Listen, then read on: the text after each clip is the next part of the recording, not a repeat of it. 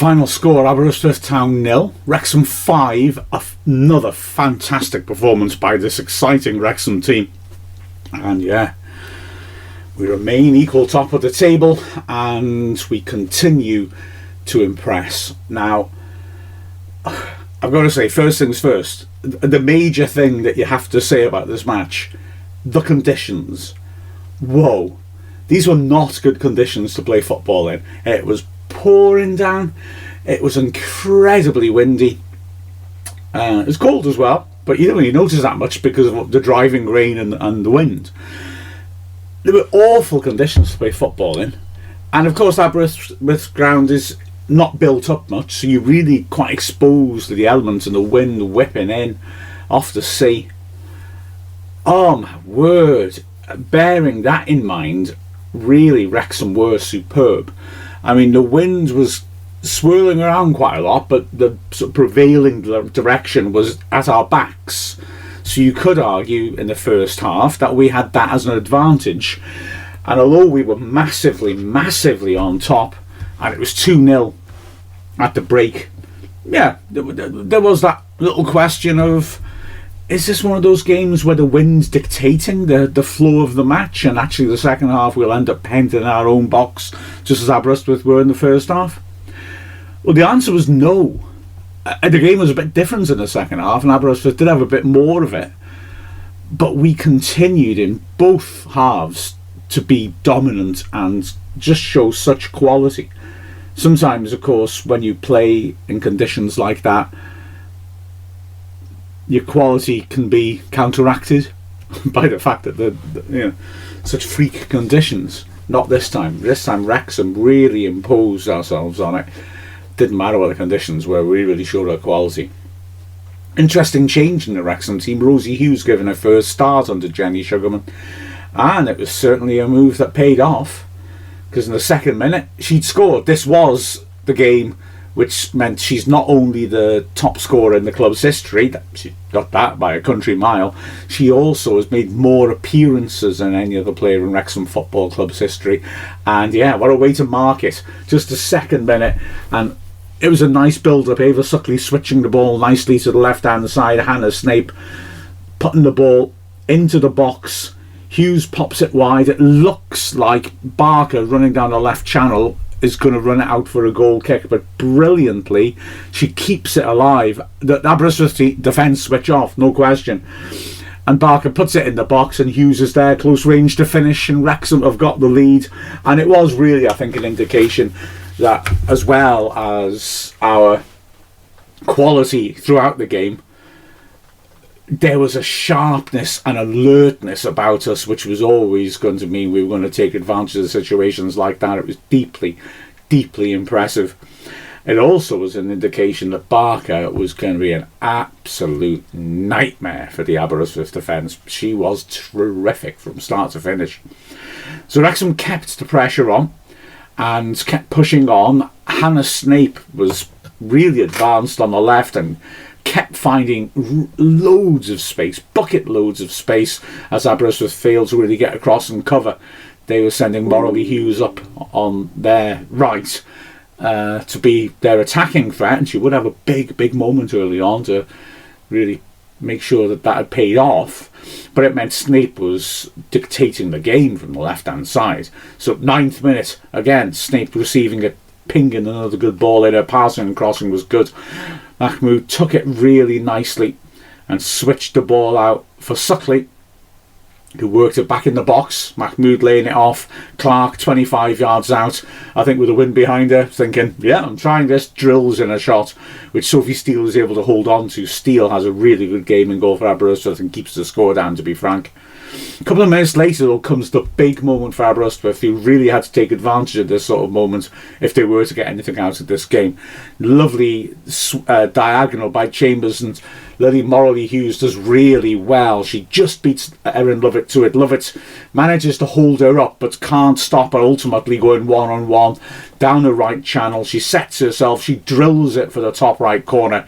Brilliant save by Lizzie Craven, who acrobatically pushes it round the post, stands up really well, makes Morley Hughes aim for one of the corners, and then saves it superbly. Great work by the Wrexham keeper. And normal service is then resumed as Wrexham completely dominate the rest of the half. Hughes, fighting high up the pitch, wins the ball. Snape feeds it to Barker, and from 20 yards out, she drills in a shot which draws a really good parry from Sophie Steele, forcing the ball out to the right-hand side of the box. Suckley keeps it alive, though, and dings in a glorious cross. Rosie Hughes loses her marker 6 yards out, and it comes just too high for her, and she can only flick it on. She can't get enough leverage to head the ball home. Then it's Mahrez breaking down the breaking down the right-hand side and drilling in a powerful cross. Rosie Hughes again has been smart off the ball. She's lost her marker. She's standing 6 yards out, and the ball just flashes in front of her, in front of an open goal. She just can't get to it. A frustration for Wrexham. Halfway through the first half again, super pass, this time by Suckley, finds Rosie Hughes in the right channel. She carries it in and then pulls it back, and it looks like Barker is bound to score from 6 yards out, but Evans lunges in from nowhere with a terrific tackle, diving in from behind Barker to prod it just wide of the right post for a corner. We're now getting to the point where you start thinking, okay, we are battering them, we better get that second goal, and we still don't get it for another 10 minutes or so. A cute quick corner by Lily Jones gives an opportunity for a cross, and the ball is swung in by Snape. Suckley, attacking the far post, is unlucky, hits it on the volley, but it's a tight angle and she can only hit it into the side netting.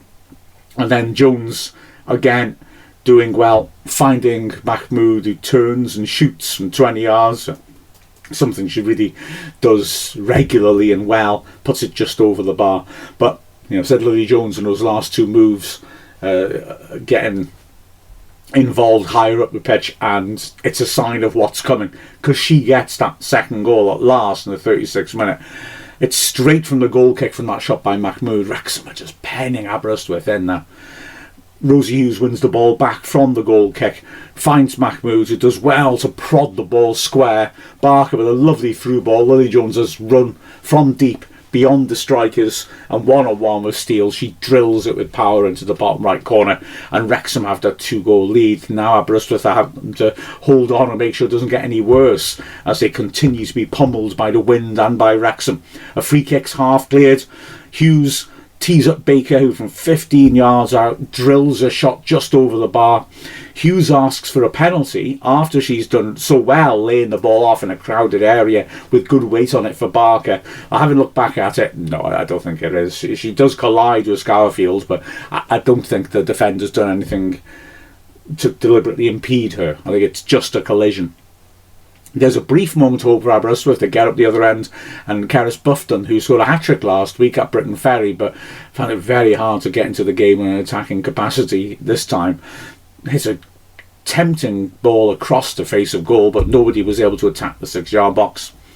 And the last chance of the half comes when Lily Jones, in the first minute of added time, drills a powerful 25-yard shot. I think it might have just been going wide, but Steele couldn't take that chance and gets down and does well to push the ball behind for a corner. So, the switch around, and now we're going to find out whether the wind had really massively assisted Wrexham or not, and the answer is no, not really. Like I said at the start, Aberystwyth will have a bit more pressure with the wind behind them in the second half, but Wrexham continue to dominate and make lots of chances, and within the 3rd minute of the second half we have scored. Could have come a minute earlier. Suckley doing well to feed Snape again. Snape feeding a great ball in, and Rosie Hughes is one-on-one against Steele.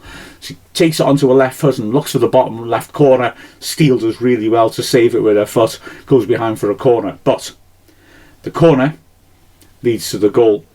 It's played in, and Barker, 15 yards out, puts it into the goal mouth. Hughes again is looking to finish. Strong tackle on her, spins it away from goal, but straight into the path of Bartle, and she smashes it with relish into the roof of the net. Steele does well to get a hand to it, but has very little chance of stopping it. And with the Wrexham Ultras going crazy behind that goal, Wrexham are now 3-0 up. And that continues to be the pattern. Like I say, Aberystwyth do look to take the game to us a little bit more. Scarfield does a free kick from a long way out and decides to try a luck with the wind at her back, and it goes comfortably over. You can see the logic in it. And actually they have another one. Matthias has a free kick from genuinely the halfway line and goes for goal. And that one, with the wind aiding it, does drop close to the bar. It's a good effort, but to be fair, Craven has backpedaled and has it covered. But it's mostly Wrexham making chances. Bartle with a really good interception starts a fast breakaway. Mahmood breaking down the right hand side, goes around the outside of her marker. Her cross is blocked. Suckley though rips it back in. It looks overhit. It looks like, was she tried to shoot or not there? It looks like it's out, but the backspin keeps it in. And again, Barker is alert. Even though it looks like it's gone, she still chases it. She keeps it in and sweeps a nasty looping cross, which is dropping under the crossbar in the wind. Steele drops it. Luckily for her, a defender is able to get there first to launch it away. But in the 62nd minute, she'll be beaten again. It's another really nice move. Lily Jones with an excellent penetrative pass and excellent weight on it.